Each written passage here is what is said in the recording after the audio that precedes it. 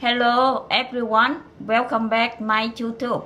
Hey guys, it's Tiana. Welcome back to the Forking Delicious channel. Today I'm joined by a very special guest. You might recognize her from my bánh xào video. It's my beautiful Ba Ngoai. Okay, Ba Ngoai, bên em nấu cái gì đây? Nấu bánh khot.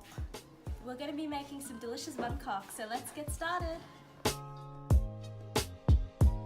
Một chén cơm nguội, bỏ vô trong máy sinh tố, đổ nước vô,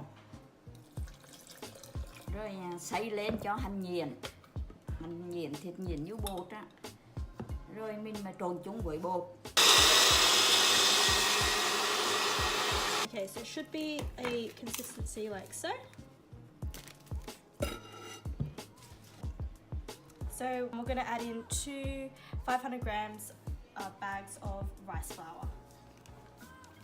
So what we did was we continuously added in some rice flour and some water. We blended it, made sure that it was the right consistency and poured it into this pot here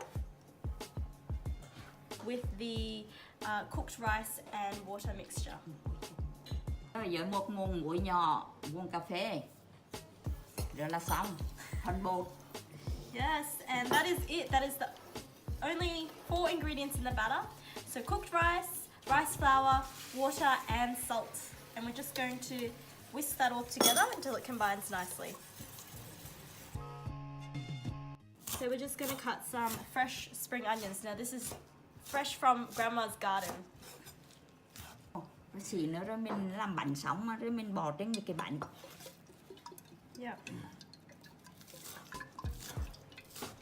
So what we're making here is what we're going to spread on top of the banh khot for some extra flavor and for some nice presentation. So it's just olive oil and spring onion. Cái mà đồ bánh khot á, cái khuôn đồ bánh khot á, thì mình mua ở trong mấy cái shop mà hành bán đồ vật chung ở trong bếp cho mấy người nội trợ, rồi mình bắt lửa lên, bỏ lên cho nóng, thịt nóng rồi mình bỏ dầu lên để kể cho hành sôi dầu đâu đó đang hoang vậy, mình chét dầu vô, đó, hành kêu cái xeo đó, mà để khuôn nóng thịt nóng á, đợt đầu tiên á.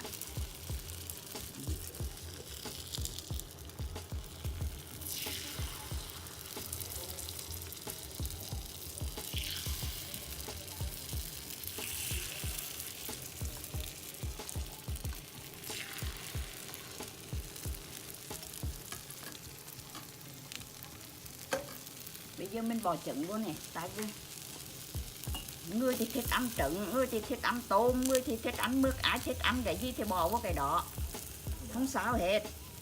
Rồi mình chờ hành chín. Nhiều vùng ăn khác nhau, người Trung á thì ăn với nước cá kho,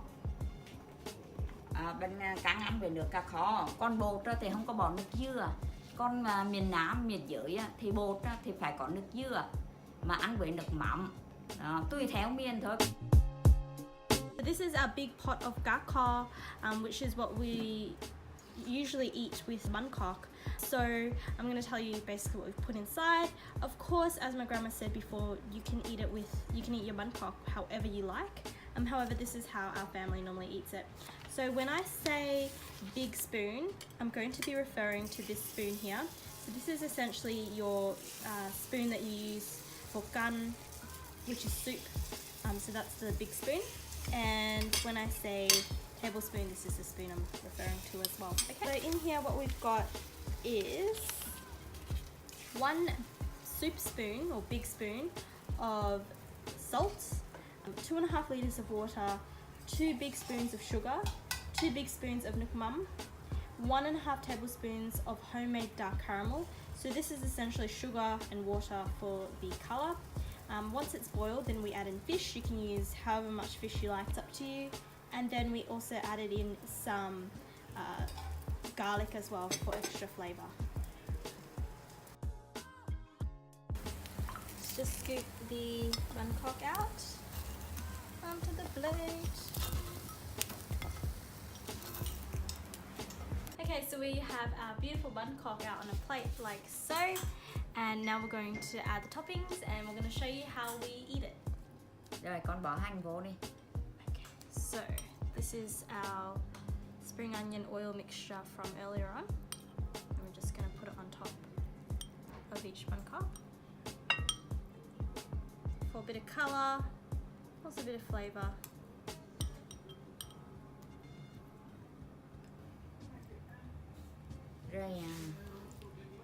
Rồi 5 nước mắm chua ngọt, 1 muỗng nước mắm, 1 muỗng đường, 3 muỗng nước ấm ấm, rồi mix up lên, rồi bỏ tỏi, bỏ ớt, rồi 1 muỗng 1 miếng chanh vắt ra bỏ vô, rồi mix up lên. Okay, so this is the nước mắm. That is one of the options of what you can use to enjoy your banh khot with. Đu đủ bao, cà rốt bao, rồi giấm với đường, rồi cho một chút nước lạnh, rồi mix up lên, rồi bỏ vô làm đồ chua. So now we're going to taste the one with the Ba Ngoai. Ăn ở trong vài bỏ ớt. Ngon. Ngon ha. Yeah. Con đục trong ngoài. Rất là ngon. Yummy. Yummy. Thank you guys so much for joining us on another episode of Forking Delicious. We hope you enjoyed that episode, and please remember to like, share and subscribe for more Forking Delicious videos. Cảm ơn nhiều. And